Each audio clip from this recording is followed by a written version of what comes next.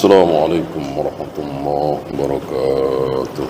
Waalaikumsalam warahmatullahi wabarakatuh. إن الحمد لله نحمده ونستعينه ونستغفره ونعوذ بالله من شرور أنفسنا ومن سيئات أعمالنا من يهده الله فلا مضل له ومن يضلل فلا هادي له أشهد أن لا إله إلا الله وحده لا شريك له وأشهد أن محمدا عبده ورسوله.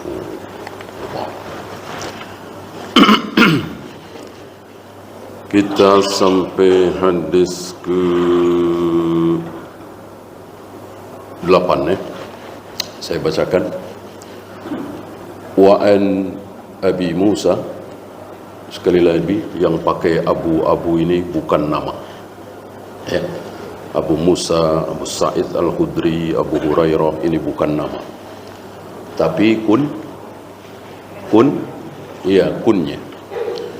Sunnah bagi kita untuk berkunyah diambil dari anak tertua. Kalau kita laki-laki ya Abu, kalau perempuan Ummu. Dan jangan menyesal kalau kita berkunyah kemudian tidak terkenal. Karena beberapa sahabat, banyak sahabat berkunyah dan tidak terkenal. Umar bin Khattab kunyahnya siapa? Abu Hafs, tidak terkenal ya kan? Gak masalah. Ali bin Abi Thalib, Abu Hasan tidak terkenal, gak masalah. Sebaliknya Abu Bakar, Abu Sa'id Al-Khudri, Abu Hurairah, namanya tidak terkenal. Jauh lebih terkenal kunyahnya. Masih ingat nama Abu Bakar? Abdullah bin Abi Kuhafa, sangat tidak terkenal ya.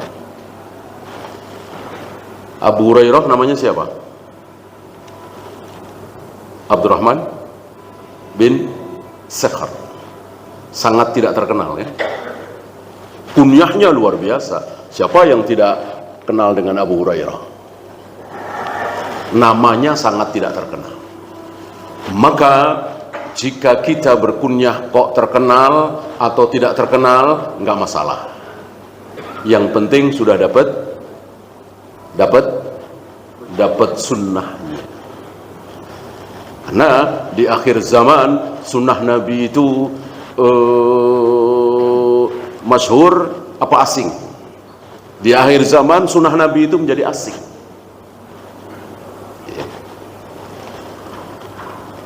Yang memelihara jenggot saja sudah mulai asing. Ini sunnah Nabi alaihi salatu wassalam. Banyak riwayat yang menggemarkan kita untuk mengikuti sunnah Nabi, terutama ketika sunnah itu mati.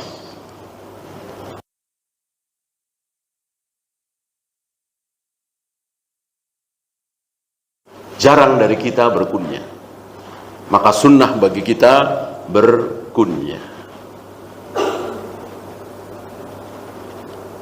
Dulu tahun 70-an menjelang 80-an ada seorang ustaz menghidupkan sunnah yang telah mati. Sunnah azan Abu Mahdhurah. Barangkali antum tahu sunnah azan Abu Mahdhurah. Sekarang ini hampir-hampir tidak ada. Mati sunnah azan Abu Mahdhurah. Apa azannya Abu Mahdhurah? Tentu sepengetahuan Nabi ya kan. Jadi muadzin Nabi itu kan ada Bilal, ada Ibnu Ummi Maktum, ada yang di Mekah itu Abu Mahdhurah. Itu berbeda azannya dengan Bilal dan Ibnu Ummi Maktum. Ya. Sebelum hayya 'alas shalah, syahadatnya diulang lagi. Sebelum hayya 'alas shalah, syahadatnya diulang lagi. Sunnah ini hilang. Padahal Imam Syafi'i mengatakan tidak ada azan kecuali azan Abu Mahdurah. Ya. Nggak usah itu. Subuh itu sunnahnya azan sekali apa 2 kali? Subuh itu sunnahnya azan sekali apa 2 kali? 2 kali, hilang. Di Jakarta ini sunnah itu hilang. Alhamdulillah di Mekah Madinah masih ada. Ya. Maka kan masyhur hadis, jangan kalian yang mau sahur, yang besok mau puasa, jangan terkecoh dengan azannya Bilal. Karena Bilal azan belum masuk subuh. Yang masuk subuh azannya siapa? Ibnu Ummi Maktum. Ya, hilang.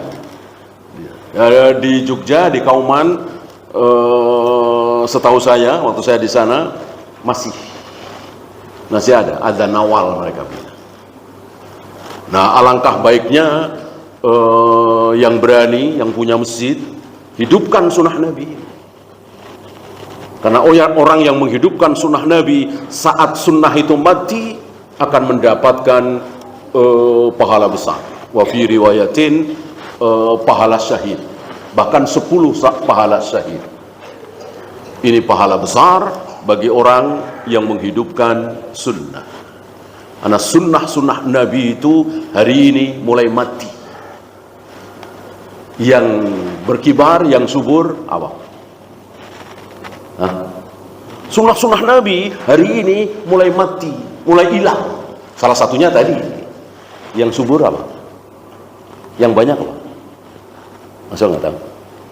Sunnah Nabi hari ini luar biasa, mengecil, nggak kelihatan, tidak terekspos, tidak diamalkan oleh kaum muslimin. Berganti yang terekspos apa? Lawan kata sunnah apa? Lawan kata sunnah apa? Nggak tahu lawan kata sunnah? Wajib? Bukan. Lawan kata sunnah adalah lawan kata sunnah bid'ah. Sekarang yang merajalela bid'ah. Bid'ah itu lawan kata sunnah. Ya, yang setiap Nabi berkhutbah selalu mengawali dengan iyyakum wa muhdatsatil umur fa inna kulla muhdatsatin bid'ah wa kulla bid'atin dhalalah wa kulla dhalalatin finnar. Hati-hati kalian terhadap bid'ah, terhadap ibadah-ibadah yang tidak pernah aku contohkan. Karena ibadah yang tidak ada contoh dariku namanya bid'ah. Semua bid'ah adalah sesat, semua yang sesat tempatnya di neraka. Ya. Nggak mungkin Nabi bersabda seperti ini, kemudian di akhir zaman nggak ada bid'ah. Apa iya ucapan Nabi ini omong kosong? Ya, padahal diucapkan oleh Nabi setiap kali beliau mengawali khutbah. Iyyakum wa muhdatsatil umur, fa inna kulla muhdatsatin bid'ah wa kulla bid'atin dhalalah wa kulla dhalalatin finnar. Tiba-tiba hari ini nggak ada bid'ah. Berarti bukan Nabi beliau, bukan Rasul. Ya, ucapan beliau tidak terbukti. Justru Nabi sering mengucapkan kalimat seperti itu karena di akhir zaman akan muncul berbagai macam bid'ah. Semakin lama semakin banyak, semakin lama semakin banyak.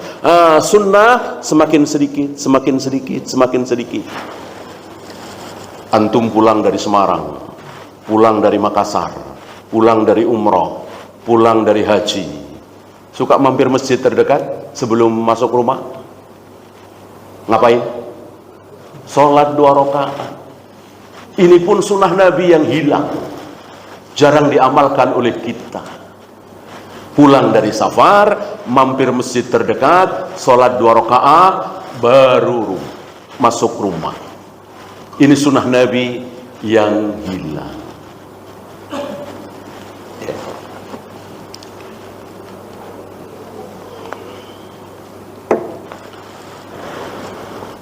Antum ketemu papasan orang di jalan, di depan masjid, di depan lift, di depan kantor, nggak kenal, dia siapa? Kasih salam nggak? Banyak dari kita nggak ngasih salam.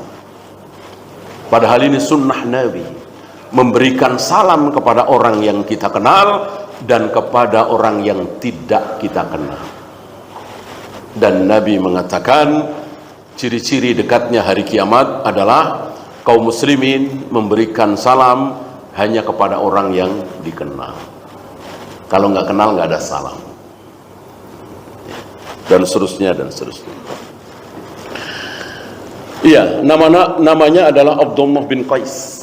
Nama yang sangat tidak terkenal, tidak sebanding dengan kunyahnya Abu Musa al-Ash'ari, kan terkenal sekali. Abu Musa al-Ash'ari yang kalau ingat Abu Musa al-Ash'ari, antum ingat peristiwa Tahki antara Ali dan Muawiyah. Dari pihak Ali, Abu Musa al-Ash'ari yang maju. Dari pihak Muawiyah siapa? Amr bin As. Ya, terkenal peristiwa tahkim. Qala dia berkata, su'ila Rasulullah sallallahu alaihi wasallam 'anil rajul. Rasulullah sallallahu alaihi wasallam ditanya tentang seseorang yuqatilu syaja'atan, yang berperang, berjihad karena syaja'ah. Apa syaja'ah? Pemberani, hobi berperang, senang duel. Kan ada orang model-model begitu ya. Ada orang yang malas ribut. Ada orang yang kalau ada keributan senang. Ada model-model begitu. Nah, di saat dia senang duel, hobi berantem, Rasulullah nyuruh jihad. Siapkan nyawa kalian, harta kalian, jihad. Kira-kira senang nggak? Kira-kira girang nggak? Insya Allah senang, girang. Emang hobinya perang, hobinya berantem, badannya tegap, lincah, mahir memainkan senjata, dari kecil belajar memanah tombak dan seterusnya. Tiba-tiba Allah meneriakkan, mari kita jihad, kalian harus berjihad menghadapi orang-orang kafir. Tentu senang gitu ya. Nah, Nabi ditanya, ada orang berperang itu karena syaja'ah, karena memang hobi berperang, pemberani. Satu. Ada tiga di sini ya. Satu. Yang kedua, wa yuqatilu hamiyatan. Dia berperang itu karena hamiyah. Hamiyah itu kalau dia dihina ya masih bisa nahan diri. Kalau dia difitnah masih bisa nahan diri. Kalau dia dijelek-jelekin masih bisa nahan diri. Kalau hartanya diambil masih bisa nahan diri. Tapi kalau keluarganya dihina, dia nggak bisa tahan diri. Hamiyah. Jadi mencintai kabilahnya, sukunya, bangsanya, itu hamiyah. Seperti dulu pendahulu kita, pahlawan-pahlawan kita yang karena hamiyah siap mati karena membela bangsa Indonesia yang diinjak-injak oleh penjajah Belanda, Jepang dan seterusnya. Hamiyah. Jadi mencintai sukunya, bangsanya, keluarganya, kelompoknya, kira-kira begitu.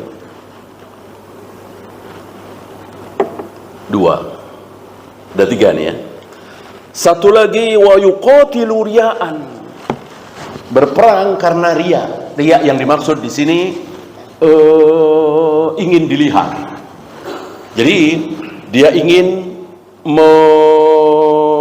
menyaksikan kepada manusia nih cara perang begini nih, gitu ya. Jadi ada 3 alasan.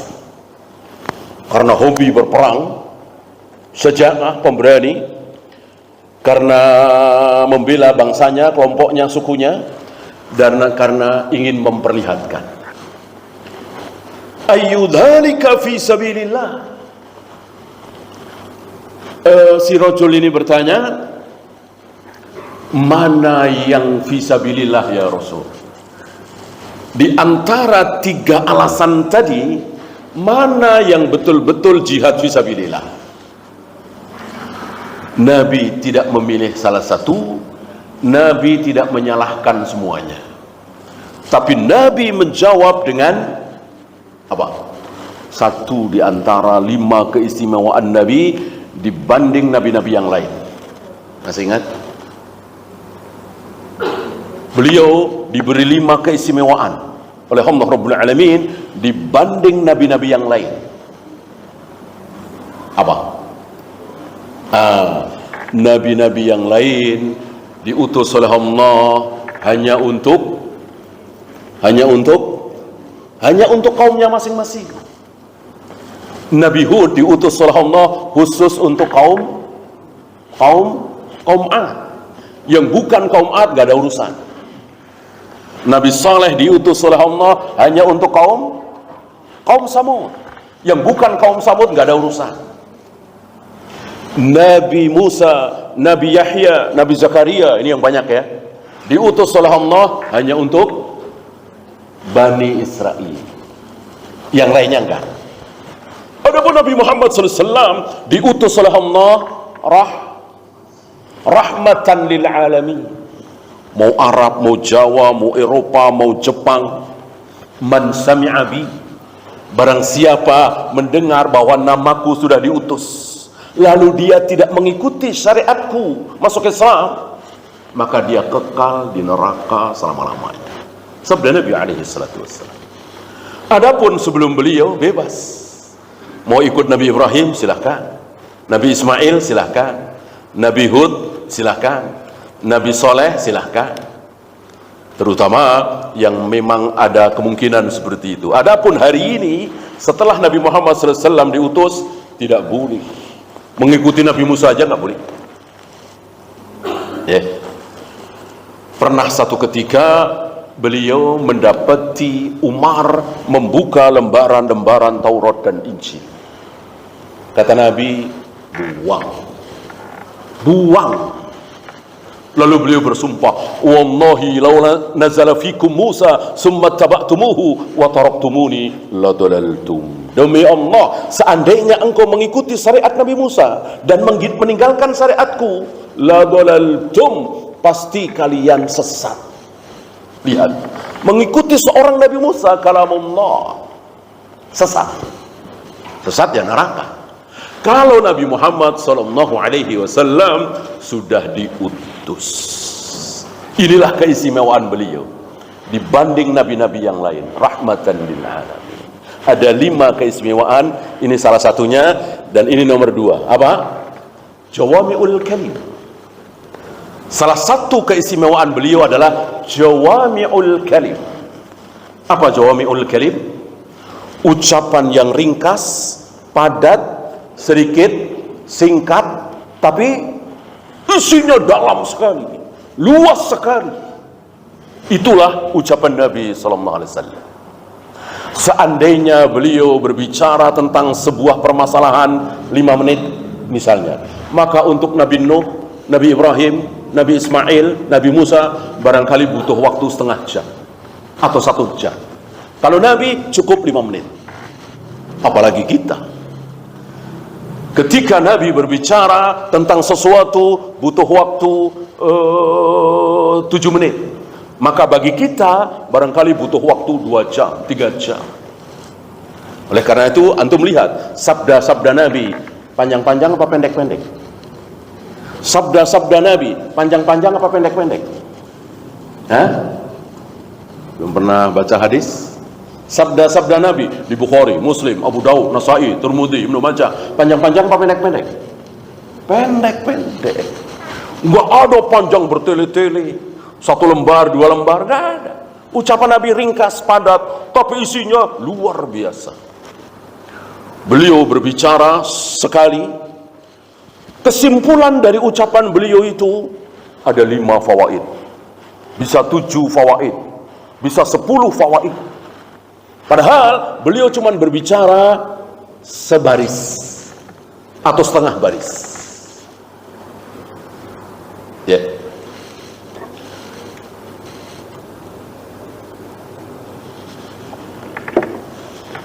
Maka banyak sekali fawaid dari apa yang disabdakan oleh Nabi alaihi salatu wasallam. Termasuk yang kita bahas ini. Termasuk sabda Nabi di sini. Beliau menjawab kalimat tadi dengan jawami'ul kalim. Ringkas, padat, tapi menyeluruh. Nggak mungkin ada orang bisa mengatakan begini, ya Nabi bicaranya begitu ya. Coba tambah dikit, kan jelas. Nggak mungkin. Nggak mungkin. Ya Nabi bilang begitu ya, Allah bersemayam di atas arsy, Allah turun ke langit dunia setiap sepertiga malam.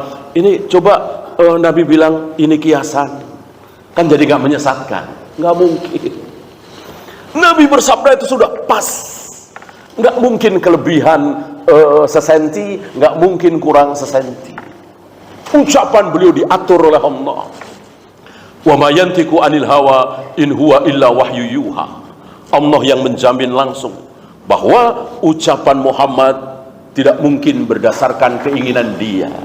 Ucapan Muhammad adalah wahyu dariku. Wa ma yantiqu anil hawa. Termasuk yang disabdakan oleh Nabi di sini. Ketika beliau ditanya, ya Rasul, 3 alasan tadi mana yang betul-betul jihad fisabilillah? Nabi tidak, yang nomor 1 enggak. Yang nomor 2 enggak. Yang nomor 3 enggak. Tapi dijawab oleh Nabi dengan jawami'ul kalim. Apa kata beliau? Man qatala litakuna kalimatullahi hiyal ulya. Barang siapa yang berjihad, berperang supaya kalimat Allah itu menjadi tinggi. Antum tahu kalimat Allah apa? Kalimat Allah apa? Siapa yang berjihad, berperang supaya kalimat Allah itu tinggi. Antum tahu kalimat Allah? Yang dengan kalimat ini, yang tadinya kekal di neraka menjadi masuk surga. Kalimat apa itu? Iya, la ilaha illallah. Adakah kalimat yang lebih besar dari la ilaha illallah? Tidak ada. Al-babul wahid, satu-satunya pintu yang bisa dimasuki supaya menjadi seorang muslim. Ya. Ada orang kafir ingin jadi muslim, caranya gimana? Puasa, enggak sah. Ada seorang kafir ingin jadi muslim, caranya gimana? Itikaf, enggak sah. Ada seorang kafir ingin jadi muslim, caranya apa? Sedekah, enggak sah. Satu-satunya cara adalah asyhadu an la ilaha illallah wa asyhadu anna muhammadar rasulullah. Ini kalimat Allah. Nah, barang siapa yang ketika perang itu ingin la ilaha illallah menjadi tinggi, dan la ilaha illallah, orang mengucapkan la ilaha illallah harus tolong teruskan kalimat ini. Orang mengucapkan la ilaha illallah supaya sah Islamnya harus apa? Harus tahu maksudnya. Harus tahu maksudnya. Ya. Pak, mau masuk Islam? Iya. Ikuti saya. Asyhadu alla ilaha illallah wa asyhadu anna muhammadan rasulullah. Sudah Pak, Bapak jadi orang Islam. Enggak diterangin apa maksudnya. Ya, sementara dia selama ini meyakini bahwa Tuhan ada 3. Tuhan pencipta lain, Tuhan pemelihara lain, Tuhan perusak lain, misalnya. Keyakinan ini tidak dihilangkan oleh ustadznya ini. Ustadznya ini cuma nuntung asyhadu alla ilaha. Pertanyaan saya, sahkah dia jadi orang Islam? Sudahkah dia jadi orang Islam? Sementara keyakinan lamanya bahwa Tuhan ada 3 tidak dihilangkan oleh si ustadz ini, tidak diterangkan la ilaha illallah maksudnya apa. Sahkah Islamnya? Sahkah Islamnya? Tidak sah. Tidak sah. Ya, buat apa la ilaha illallah, la ilaha illallah, la ilaha illallah, sementara meyakini Tuhan ada 3, Tuhan ada 2. Yang bisa menurunkan hujan bukan cuma Allah. Allah betul bisa menurunkan hujan, tapi keris juga bisa, dukun juga bisa. Sahkah Islamnya? Tidak sah. Ya. Jadi betul-betul sebuah keyakinan. Islam itu sebuah keyakinan. La ilaha illallah itu sebuah keyakinan bahwa tidak ada yang berhak diibadahi, tidak ada yang berhak disembah kecuali Allah.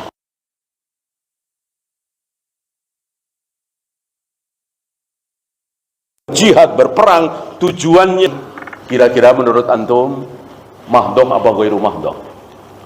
Jihad berperang sama dengan sedekah cari nafkah, itu mahdoh apa ghairu mahdoh? Pernah dengar ibadah mahdoh, ibadah ghairu mahdoh? Pernah dengar? Jadi begini, ibadah itu ada 2. Agar antum bisa merabanya dengan mudah, saya contohkan 2 macam ibadah. Macam pertama, sholat, wudu, tayamum, azan, qomat, melempar jumroh, mencium hajar aswad, tawaf, sa'i. Antum bisa bayangkan ibadah-ibadah tersebut. Macam kedua, saya contohkan, cari nafkah, sedekah, berbakti kepada orang tua, hobi nolong orang. Nah, antum bisa bedakan ya, contoh-contoh pertama dengan contoh-contoh kedua tadi. Untuk contoh-contoh pertama itu namanya ibadah mahdoh. Hukum asalnya harus apa? Haram.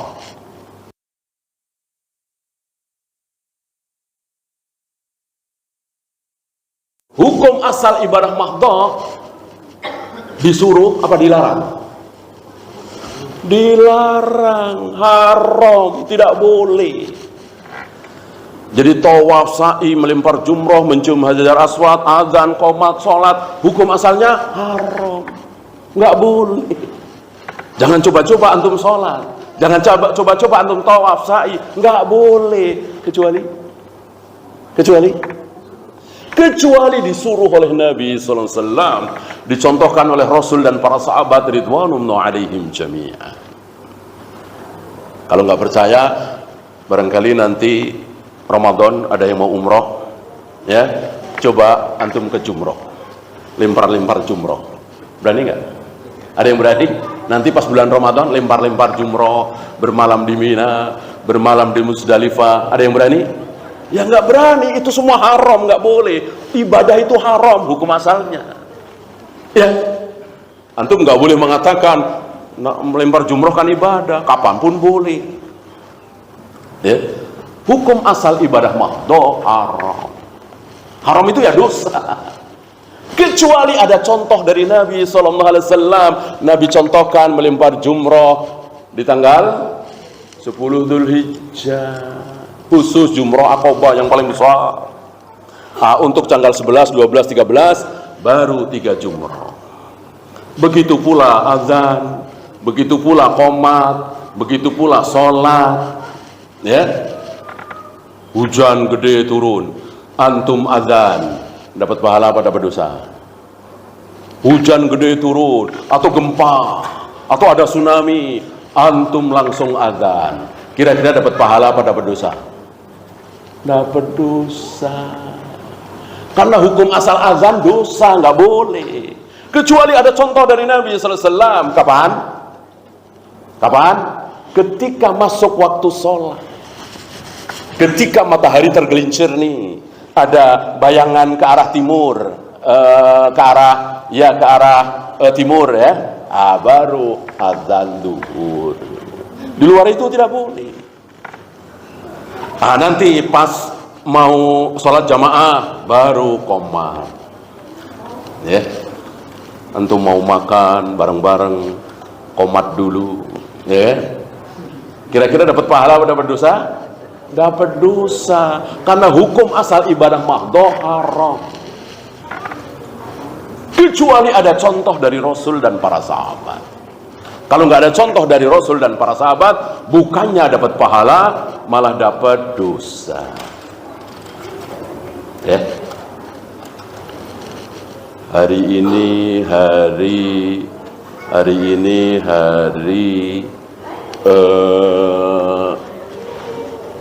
pernikahan saya misalnya. Dari pernikahan saya punya anak banyak, soleh-soleh, baik-baik, sukses-sukses. Ada yang jadi pejabat, ada yang jadi gubernur, ada yang jadi menteri misalnya. Lalu saya bersyukur. Hari ini 10 Januari misalnya, hari pernikahan saya dengan istri saya. Lalu saya bersyukur. Saya ngajak istri saya, "Dek, dalam rangka kita bersyukur, ini hari pernikahan kita, dapat anak banyak, baik-baik, soleh-soleh. Mari kita sholat 2 rakaat. Saya jadi imam, istri saya jadi makmum." Maksud saya baik dong, ingin bersyukur. Lalu sholat 2 rakaat. Kira-kira dari sholat 2 rakaat ini saya dapat pahala apa dapat dosa? Dosa. Kenapa? Tadi hukum asal ibadah haram. Ya, kalau hukum asal ibadah tidak haram, rusak barangkali Islam ini. Ya, nanti hari kelahiran sholat 2 rakaat. Nanti ketika ada gempa sholat 2 rakaat pakai sholawat. Nanti ini, ya. Buat apa ada Nabi? Buat apa ada para sahabat? Buat apa ada generasi yang dijamin surga, dijamin ampun, dijamin ridho? Buat apa? Kalau kita tidak jadikan patokan. Gitu ya. Ini sedikit tambahan ilmu buat antum tentang ibadah mahdoh dengan ibadah ghairu mahdoh. Adapun ghairu mahdoh bebas. Tidak harus mencontoh Nabi. Nabi pernah sodakoh pakai transfer? Pernah nggak? Jelas nggak pernah. Antum sodakoh pakai transfer, boleh apa tidak? Boleh, karena sodakoh bukan ibadah mahdoh. Tidak seperti zikir, wirid, sholat, azan, qomat, tawaf, sa'i, melempar jumroh, mencium hajar aswad. Maka sodakoh kita beda caranya dengan sodakoh Nabi, nggak masalah, karena sodakoh ibadah ghairu mahdoh. Begitu pula cari nafkah, begitu pula birrul walidain, berbakti kepada orang tua, kepada ibu, dengan cara ngajak ibu jalan-jalan. Pernah Rasulullah birrul walidain dengan cara ngajak ibunya jalan-jalan? Belum pernah. Bolehkah kita? Boleh. Beda dari Nabi, beda dari para sahabat. Kenapa? Karena itu ibadah ghairu mahdoh. Adapun ibadah mahdoh nggak boleh beda. Lebih dikit dari Nabi, dosa. Apa kata para ulama? Berdosa dan bid'ah mencium hajar aswad dengan mengecupnya, mengeluarkan bunyi kecupan. Kenapa? Karena Rasul dan para sahabat tidak pernah mencium hajar aswad dengan mengeluarkan bunyi kecupan. Segitunya para ulama, saking takzimnya kepada Nabi, saking hormatnya kepada Nabi. Nggak kayak kita, alah nggak apa-apa, kan lebih dari Nabi bagus. Nggak mungkin. Nabi itu manusia termulia untuk dicontoh. Termasuk mencium hajar aswad tanpa apa? Yang antum tahu, salah satu dosa bid'ah adalah mencium hajar aswad tanpa mencium hajar aswad dosa, yaitu mencium hajar aswad tanpa tawaf. Belum pernah Rasul dan para sahabat nggak tawaf tapi mencium hajar aswad, nggak pernah.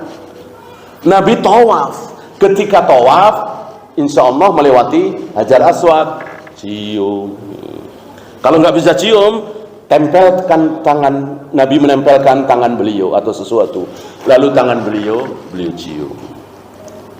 Kalau tidak bisa juga karena berdesak-desakan, beliau tidak mau memaksakan diri, apalagi sambil sikut-sikutan, campur aduk laki perempuan, itu tidak wajib mencium hajar aswad. Sedangkan sikut-sikutan, saling menyakiti, campur aduk laki perempuan, dosa. Bagaimana bilain sesuatu yang tidak wajib dengan cara berbuat dosa? Maka dari kejauhan. Bismillahirrahmanirrahim, Allahu Akbar, dari kejauhan dan tidak dicium. Tidak ada riwayat Nabi berisyarat dengan tangan ke hajar aswad, di belakang ada lampu hijau, ya kan? Kita di tengah-tengah, lalu dicium, nggak ada riwayat. Ya, berarti tidak boleh. Karena ibadah kita tidak boleh lebih dari Nabi Sallallahu Alaihi Wasallam. Lebih dari Nabi pasti salah. Kurang bisa, masih bisa kurang. Nabi sholat malam berapa rakaat? 11. Antum cuman 5 rakaat. 4 tarawih atau 4 tahajud, 1 witir. Boleh apa tidak? Boleh. Boleh kurang.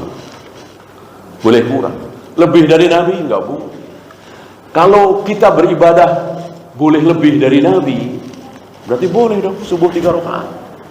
Kalau boleh dari Nabi, boleh dong baca subhanallah, subhanallah, subhanallah, subhanallah habis sholat 40 kali. Boleh kan? Ya tentu tidak boleh. Kita kurang ajar kepada Nabi sallallahu alaihi wasallam. Nabi mencontohkan 33. Ya. Dan surat Ali Imran tegas, in kuntum tuhibbunallah fattabi'uni. Rasul disuruh berbicara kepada semua orang kaum muslimin. Katakan, ya Muhammad, jika kalian mengaku cinta kepada Allah, ikuti aku, ikuti Nabi, ikuti Rasulullah. Ikuti apa? Pakaiannya? Tidak. Pakaian kita beda dengan pakaian Nabi, nggak ada masalah. Makanannya? Enggak. Makanan kita beda dengan makanan Nabi, nggak masalah. Kendaraannya? Tidak. Kendaraan kita beda dengan kendaraan Nabi, nggak masalah. Yang masalah apa? Sholat kita dengan sholat Nabi beda. Itu yang masalah. Ya. Nabi mengawali sholat dengan Allahu Akbar. Kita tambah dengan Bismillah, dengan Al-Fatihah, dengan Qul binas. Nah, ini yang menyelisihi Nabi, tidak ta'zim kepada Nabi, tidak memuliakan Nabi. Tidak boleh lebih dari Nabi. Ketika Nabi mengawali sholat dengan Allahu Akbar takbir, cukup bagi kita dengan Allahu Akbar takbir. Menambah sedikit pun tidak boleh. Nabi pernah marah ketika Al-Barra bin Azib mengganti lafaz yang lebih bagus. Barangkali antum hafal doa menjelang tidur yang panjang. Di situ ada kalimat amantu binabiyyikal ladzi arsalta. Aku beriman dengan nabi yang telah engkau utus. Oleh Al-Barra bin Azib, nabi diganti dengan rasul. Kan lebih bagus. Amantu bi rasulikal ladzi arsalta. Lebih bagus. Nabi marah. Jangan engkau rubah apa yang dariku. Karena dariku pasti yang terbaik. Ya, waktu habis. Mungkin sebelum ditutup ya, masih ada 2 menit lagi. Untuk ibadah ghairu mahdha, kita bebas sebebas-bebasnya, tidak mencontoh Nabi, tidak apa-apa. Yang tidak bebas adalah ibadah mahdha. Oleh karena itu, sekali lagi, karena jihad ini ghairu mahdha, tidak seperti sholat, saum, tawaf, sa'i, maka ketika berjihad ingin supaya kalimah Allah tadi tegak, la ilaha illallah, tapi juga senang. Karena apa? Karena memang dia suka berantem, mukul orang, bunuh orang, hobi dia. Ini yang dibunuh orang kafir, dan itu perintah Allah. Siapa yang nggak senang? Siapa yang nggak bahagia? Ya kan? Udah melakukan hobi dia, pahala lagi. Dan banyak kebaikan-kebaikan yang antum hobi. Antum belum kenal sunnah, bahkan antum waktu masih belum memeluk Islam misalnya, antum rajin nolong orang atau rajin mendatangi saudara-saudara. Begitu masuk Islam ada perintah seperti itu, kan senang, nikmat, lezat. Bolehkah? Boleh. Karena apa? Karena ghairu mahdhah. Adapun mahdhah tidak boleh. Jadi ibadah mahdhah seperti sholat, seperti saum, seperti tawaf, seperti sa'i, melempar jumrah, mencium hajar aswad, niat satu-satunya adalah pahala. Niat satu-satunya adalah karena Allah. Jadi tidak boleh hobi. Ya, nih, hobi saya nih sholat nih. Hobi saya nih melempar jumrah, nggak boleh. Hobi saya nih bermalam di Musdalifah, nggak boleh. Ya. Untuk ibadah mahdhah tidak boleh karena alasan lain. Untuk ghairu mahdhah masih boleh. Ya, waktu sudah habis dan tidak ada soal jawab, kita akhiri. Subhanakallahumma bihamdika asyhadu an la ilaha illa anta astaghfiruka wa atubu ilaik. Assalamualaikum warahmatullahi wabarakatuh.